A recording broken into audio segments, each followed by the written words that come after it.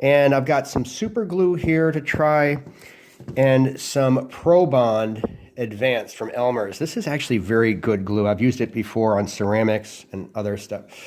And I've tested here on some glass before I use the application on the phone.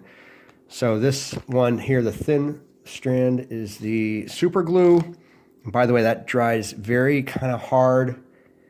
And I can see how what I've read online, like after about a year or so, repairing a phone crack, that's going to chip away and flake away.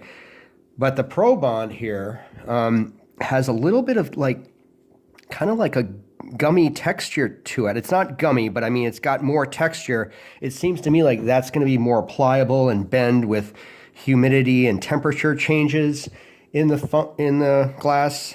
What I've done here is to use a nozzle, an eyedropper glass here, really puts it down to the diameter just about like that super glue.